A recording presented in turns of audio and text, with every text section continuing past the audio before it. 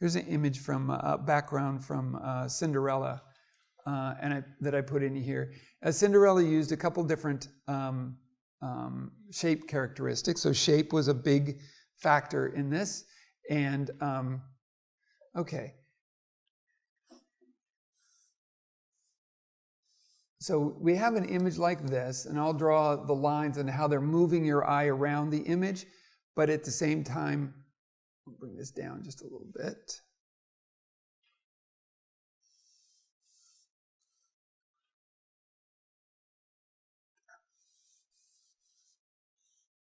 We'll do this. There we go.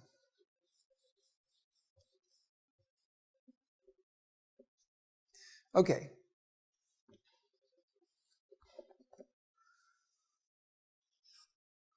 Now, what was going on in this image? We have two kinds of things going on. One, a lot of verticals and a lot of straight lines. That was one of the characteristics of the film. And the other is these very Baroque type shapes. So it was a combination of these shapes and these shapes. Everything was a combination of that. And you can even see from the table, it's something like this, right? So it was the contrast between these shapes and these shapes that really gave that styling of that film. But in this image, if we take a look at this image, we have a ground plane that goes back in space a little bit. And clearly this image, it feels like something's missing. It's not just an image of a door, it feels like there's something missing. And part of it is, here's our door. I don't know if this is cropped correctly, this image that I have. This top of the door, or the door, is real tangent with the top of the thing, or just barely cropped out. I'm not sure if that's the case. It could be a little bit bigger. The frame could be a little bit bigger. But we've got the doorway here with the brick around the top. We have a table that comes here down.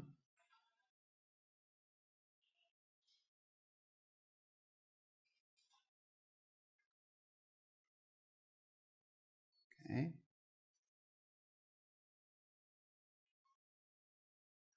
And we have this subtle little candle, a little vertical here, like that.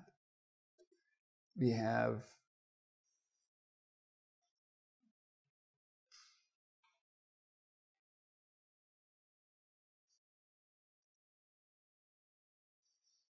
broad shape like that. And then we also have the corner of the wall, and we have a shape of the beam coming down in the corner. We've got some bricks like this here.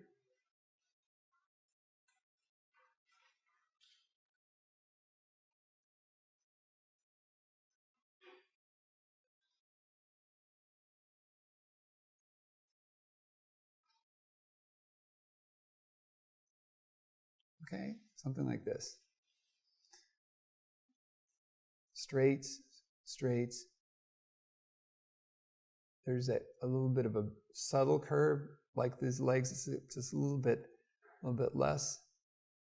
So that's the variety. It's either a little bit of a curve, or it's a broad curve, or it's a straight, all throughout. Now, let's take a look at the elements that are actually moving our eye around here. Okay, we have this surface on here. We get this plane, but we get this shape, right? And it's pointing back over here.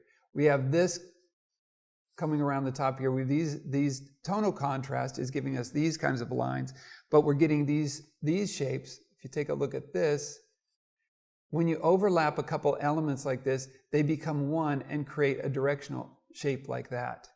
The same thing here, they combine. So if I have one brick, and I have another brick and another brick here, it's going to create this one shape that's going to have a directional force like this.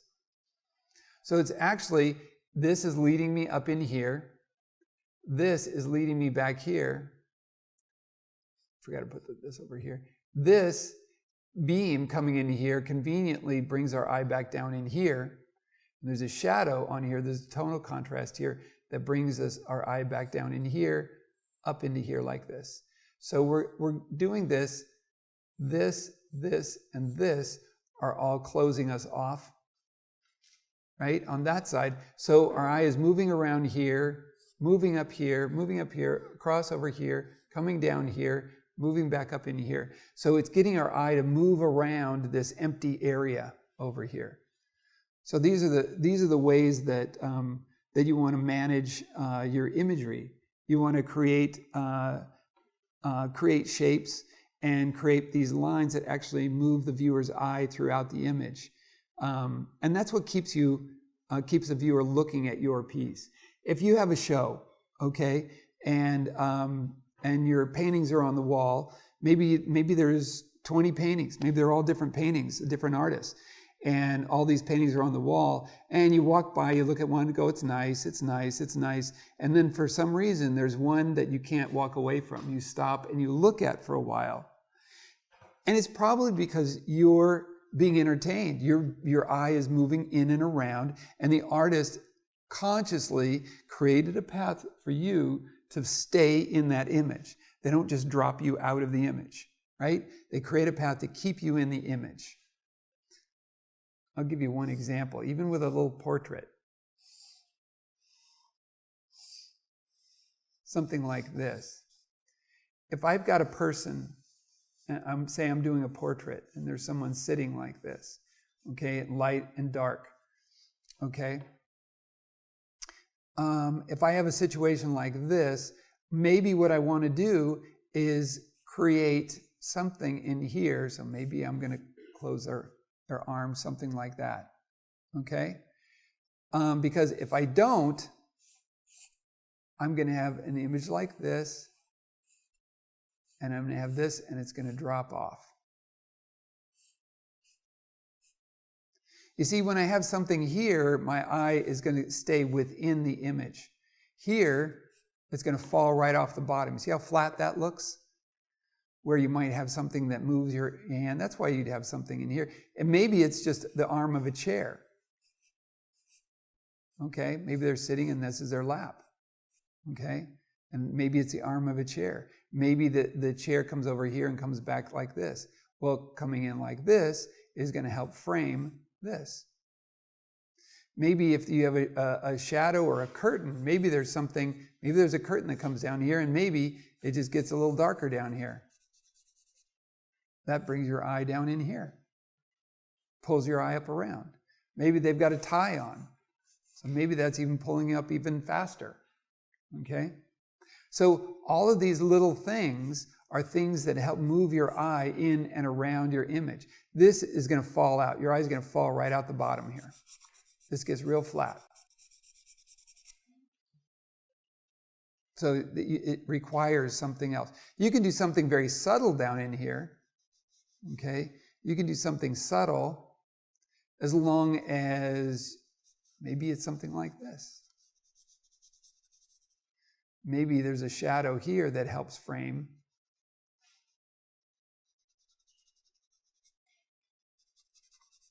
And maybe it's a case of just getting a little darker in here. Even that helps, right? It helps a little bit, but your eye could still fall out. If you have some little bit of light in here, now you've got something that will move your eye back into the frame. It stops you from going out of the frame.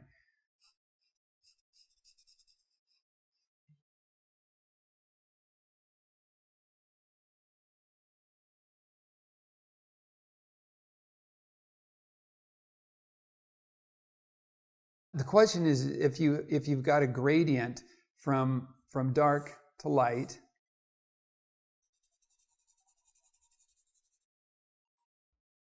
okay, does your eye move along it or does it go across it? Now that's going to be, I guess it would vary.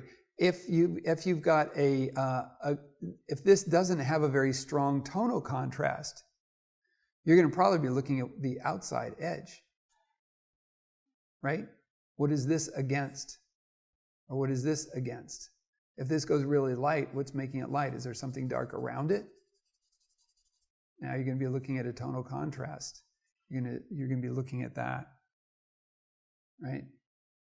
So it may be the edge of this. If this is a gradient, if there's an abrupt change, okay, if there's an abrupt change in this, now you're going to be going through it. Okay.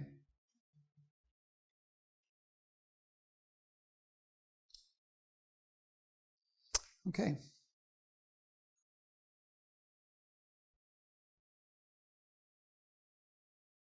This is just showing some examples of what we just looked at.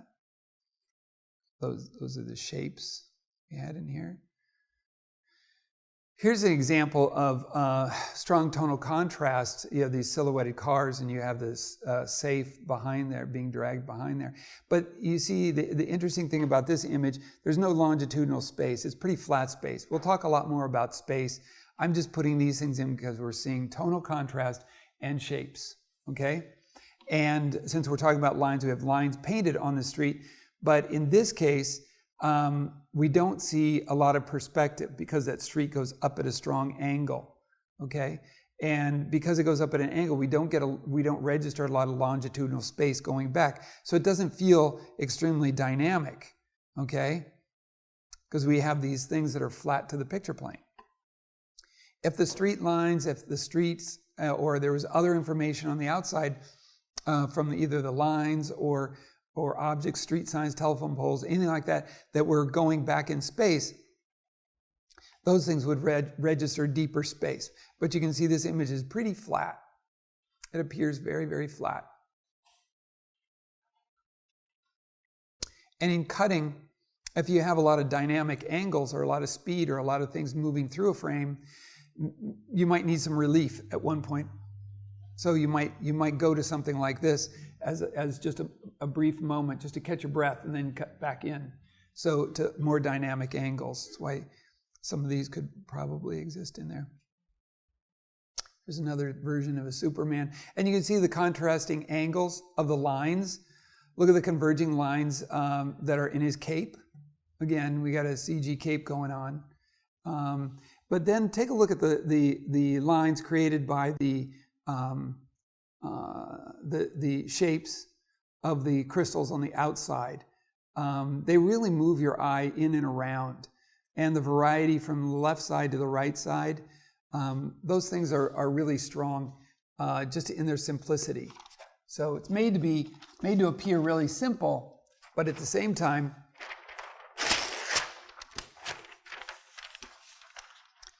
there's some pretty good thought behind it.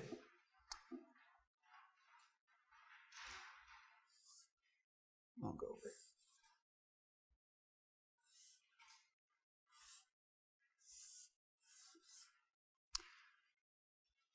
So we have this guy standing up here, and of course his cape is coming out like this.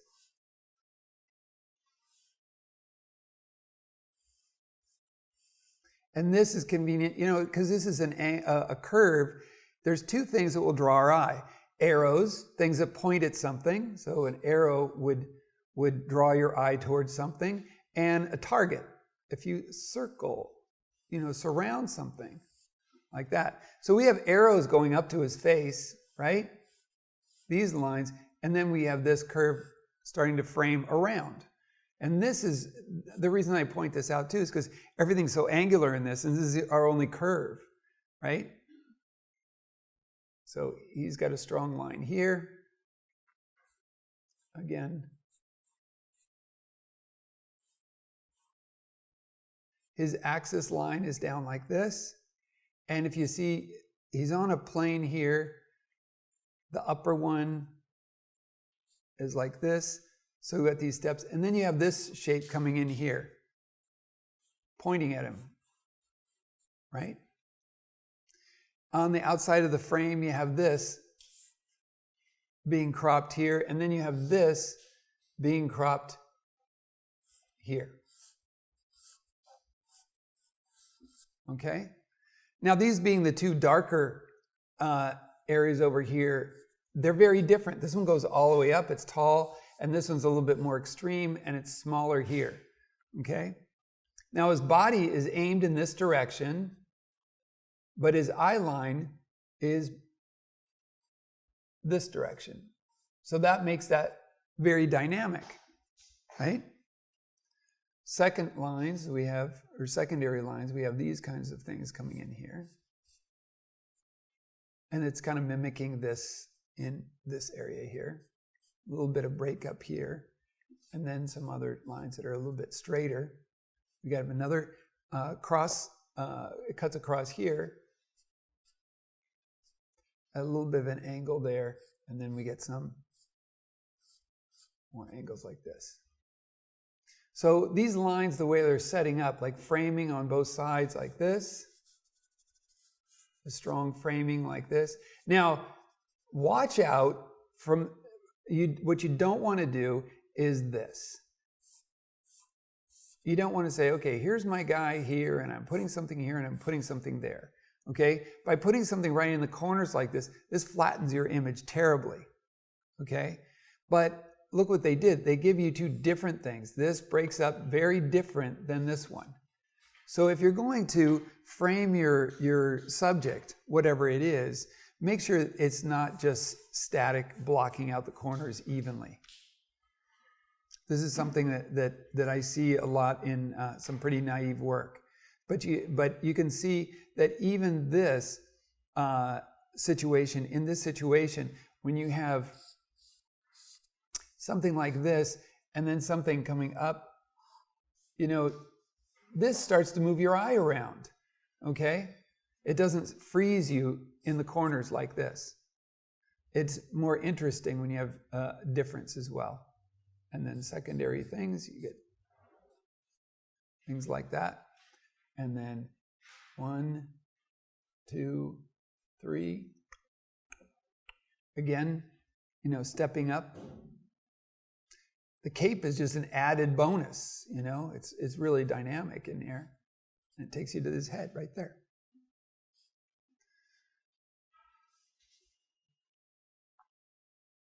And a lot of times with little concept designs and little ideas, or if you guys are doing a matrix, if you're doing a landscape or figurative work or anything, you're going to be creating a matrix of a couple of values, of 3 values or whatever. And you can see, if you can do it real simply in your matrix, you can say, okay, well, this is going to be really strong. This is strong contrast. I want this guy to be my dark in here. Maybe I want this to be medium, but I want some highlights on there, right? And I'll let the background be medium.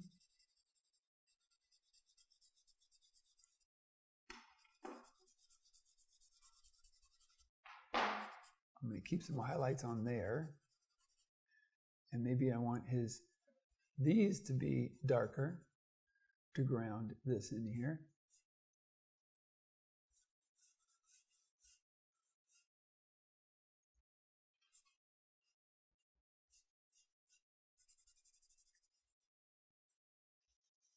So there's pretty much my matrix. Okay, so I can keep that pretty clear. And when I break it down into more values, then I'll be even clearer. I can get the dimension out of it and put texture and stuff in. So, okay, let's move on.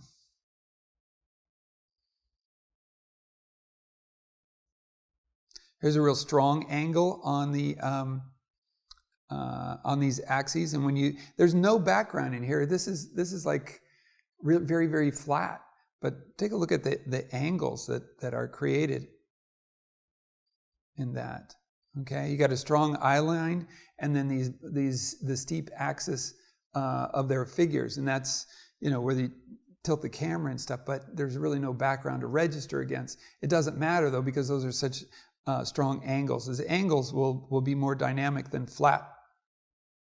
Horizontal lines will be more passive, and then vertical lines and then diagonal lines will be most active, as we can see here.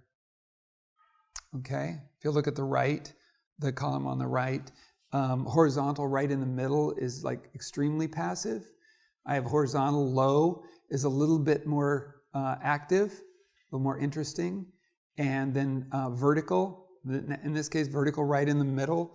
You could have vertical off to a side, one side or the other. That would make it a little bit more active.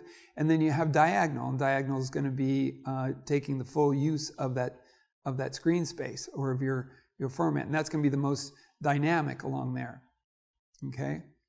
In the middle column, and the top image is just a little sketch from a Howard Pyle painting called Marooned, and it's just a beautiful, beautiful illustration that really emotes just emptiness.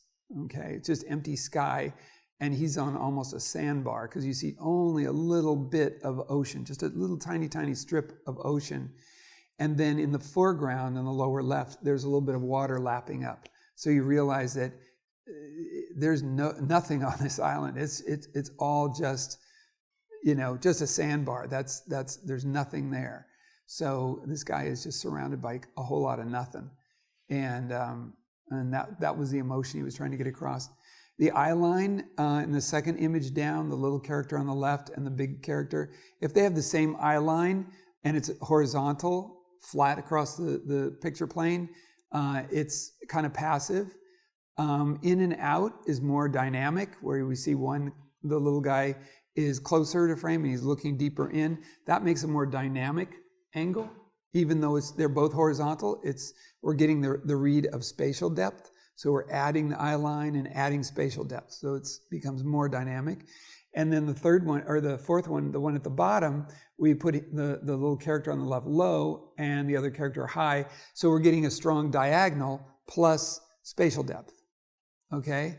So we're adding these two things. So it becomes, the intensity of the image increases as we go from completely flat with the water line on the pirate image above of Marooned.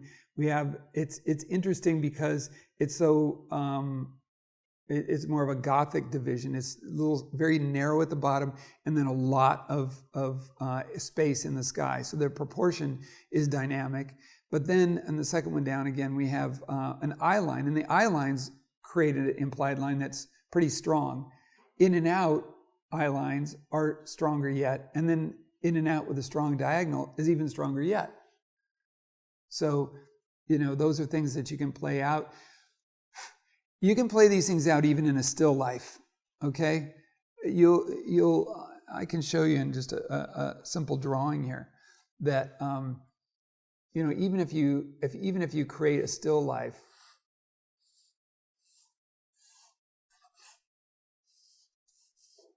let's just say that you have a plate with a couple apples on it.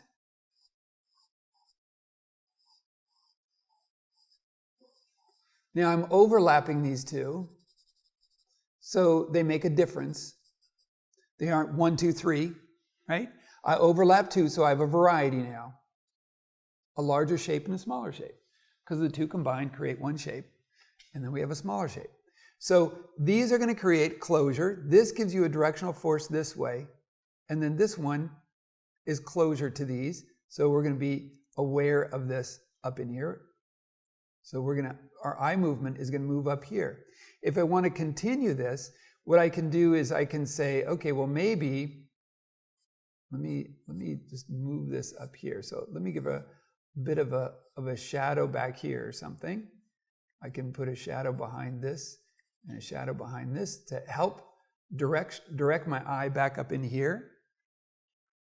Let's just say that I have a picture back here. I'll put it back over this way.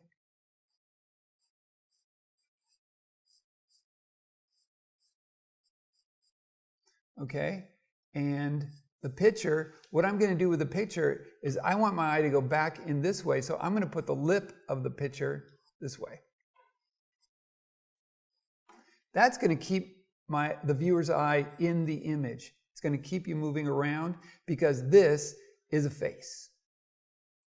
it creates an axis. You see, this creates kind of the nose, and this, the handle back here,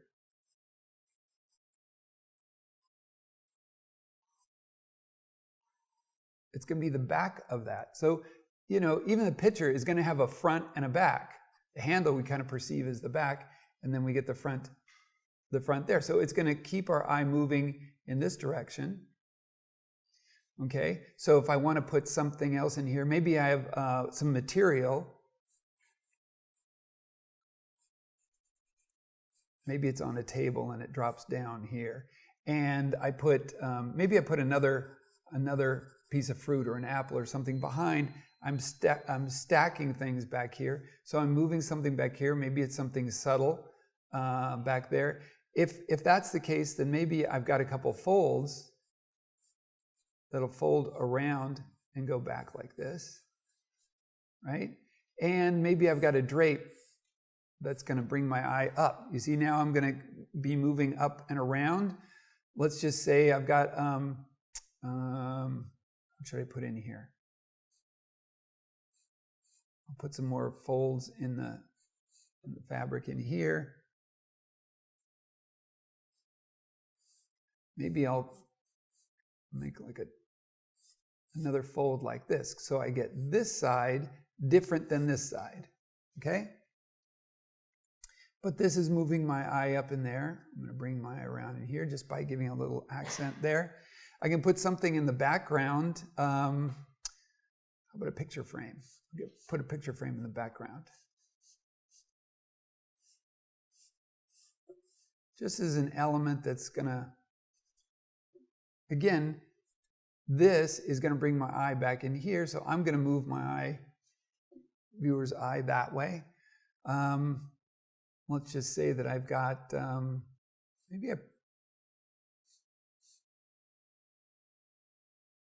I put something, let's see. I can put a bowl, maybe with some flowers. How's that?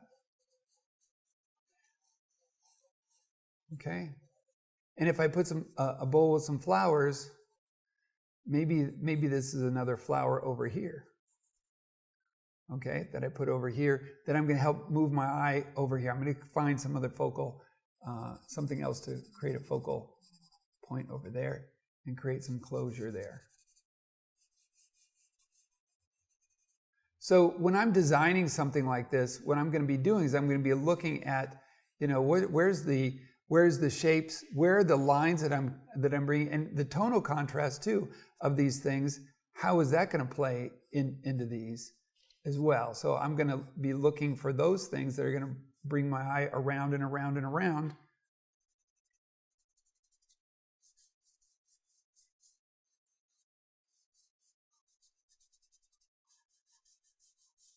Okay.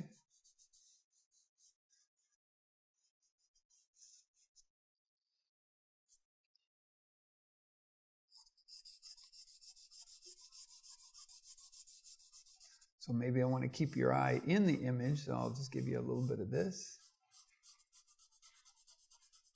Making these things a little bit different in their division.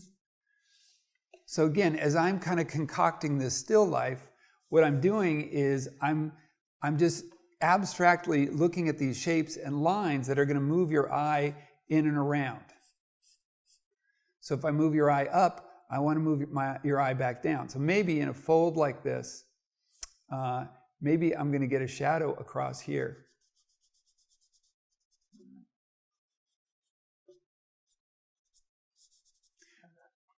Because I want to diminish the contrast up here so your eye doesn't sweep right out of the picture, right? Give a direction of a shadow in there. Maybe I'm getting it back behind this as well. Okay. So I'm using my shapes in order to move your eye through the image.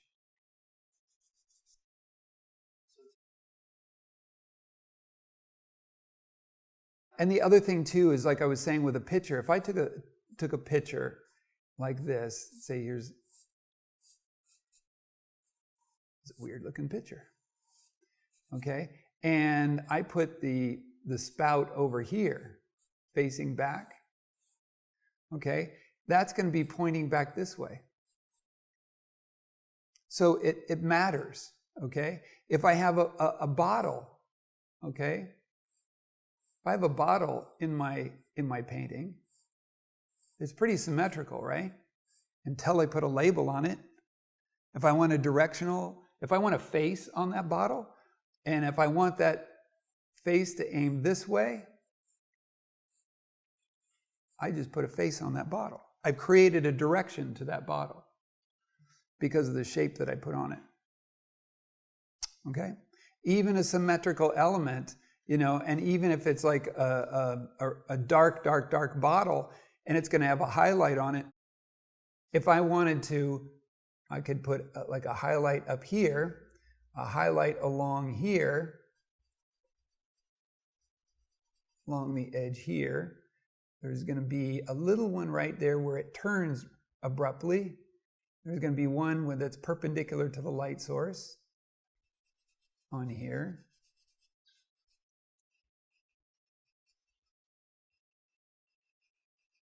Right, so I might end up with something like this.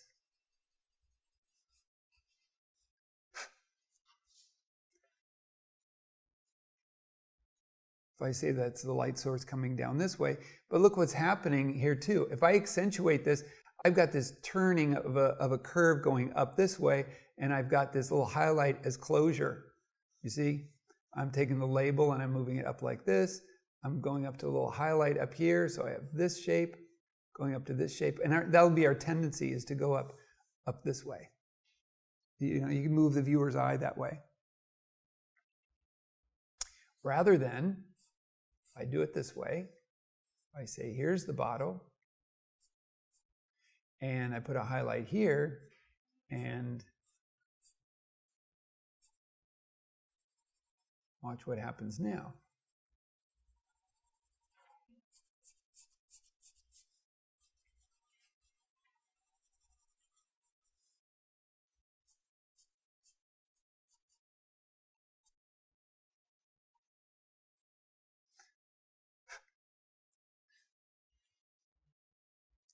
Let me clean this up and I'll show you.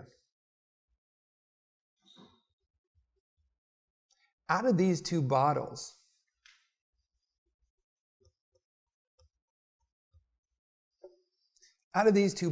which one looks more like a soul subject? Like this one? This one should. Because what happens is, you see the framing around this? I'm framing this, I'm putting the face, and this closure's right here. So it closes it off like this. This, because I put this over on this side, this angle to this little dot enclosure, it gives you direction. You move past the bottle more than this one. RA sits on this one a little bit more, where it moves past on this one. It's just it's just that element of closure. When you have two focal points, right? If you have two elements, you connect the dots. That's an implied line, and that creates closure. If I had another one here, I've got this three-way closure, right? That's what we're talking about with those people in those photos. If I have a shape that's an expressive shape like this, right, that goes up like this, and I have a dot here, somewhere up there, my eye is going to go up here to this, and we're going to connect the dots. And your eye will move past that thing, okay? Or you can frame something, and then, and like this over here, if this is my bottle,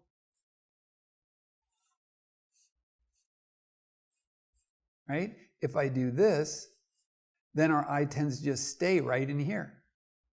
It doesn't move on. It makes this the principal subject. This is a secondary bottle. This might be a primary bottle. Does that make sense? It's kind of fun. It's kind of goofy, because you think, oh, well, what the heck is that little highlight? It means something. How we turn things, even creating a still life or a landscape, how we turn things gives a directional bias.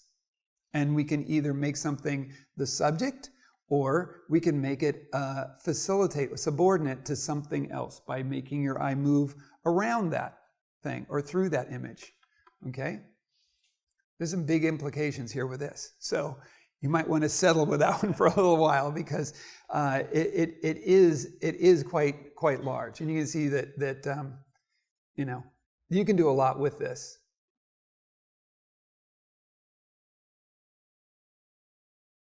Yeah, the question is, if you play this out, would that mean that if you had multiple characters in an image, the image that you want to focus on might have shapes that move your eye within that person, and the other person might have shapes that lead you to the first person.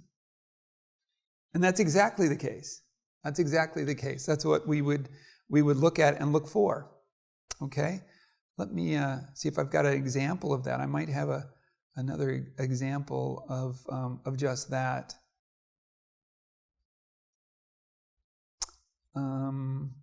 There's some crazy images from, let me see. I'll come back to these. Let me just see if I've got something that,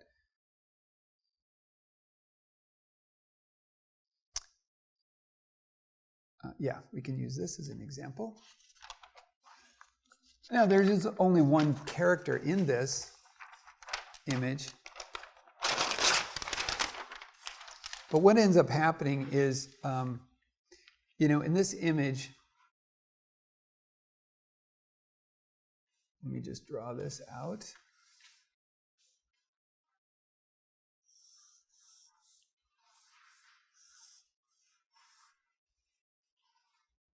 In this image, we've got the floor is like right along the horizon here, or right inside the frame, right? We have this coming right in just about like this. Over on the side here, we have a wall, the intersection of these two planes, right? We have our horizon pretty much right in here. So it's right in there. We have a doorway that goes up right out of frame like this. A doorway here, then a little space.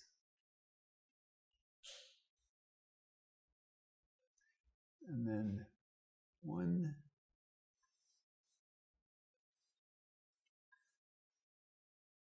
2, 3. We have a couple lights. Okay. And then we have this guy.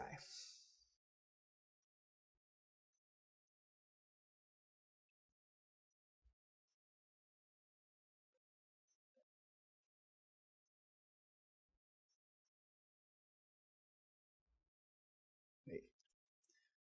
Do this. We have this guy here. Before I finish him up, I'm going to show you, he's looking at the doorknob. The doorknob is right on the eye level. So the camera is right on the eye level of the doorknob. Okay? And that's important.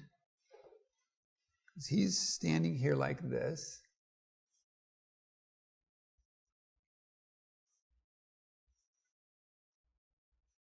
And he's kind of leaning over this doorknob. You see, he's kind of looking down at it. This is kind of lurching out this a little bit more this way. So here he is, looking at this doorknob. He's kind of got, in this point of the movie, he's expressing this kind of germophobia. And he just uses the restroom, and he doesn't want to open the door. He doesn't want to touch the doorknob. Okay? And so he's going to stand there and wait for someone to open the door. And this is the tension here. But if we look at this and we look closer at it, there's a table here that comes into frame, and the table is working in perspective. And because we have the eye line or the horizon right at the doorknob there, it's up a little bit higher like this. There's a couple little elements that keep us from moving out. So these little elements help create this shape like this, so it stops your eye from going out. This aims right up towards the doorknob. His eye line is looking at the doorknob, right? The tile on the ground or on the wall right here, it perspects right down towards the doorknob. And we get a little of this in here. So we get the eye line and the perspective. Out of this whole flat thing, the only things that have longitudinal space is this wall and this table.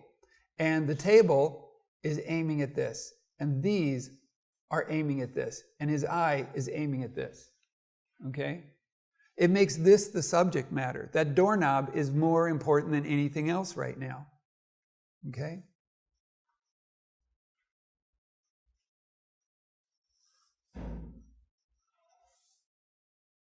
Even the way the door is built, if you take a look at it, it's kind of interesting because this goes like this, which wouldn't seem like a whole much, just a little bit of a trim. But when you see this shape over here, there's nothing in the middle, but it's like when you have a doorknob and you're framed around it, when you have something physically there that has contrast and then you have this around it, it becomes more of a focal point in there. So I'll take the eye line out of there and you'll still see that, this is the strong center of that image. It's the main area of focus in there.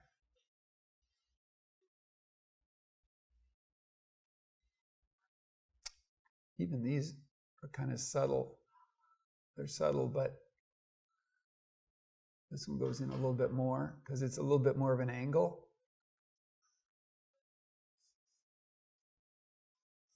This thing is so subtle. Oh, and we got something up here too. So it stops our eye from being so flat out here and brings it around. Now there's all kinds of crazy shapes in here, in this area up above, but it sits as a texture and a pattern, so it still sits flat on that plane. So out of these little framing elements here, directional elements here, eye line here, you really know where to look. It's quite it's a great image because it tells you in an instant just what's important, what he's contemplating.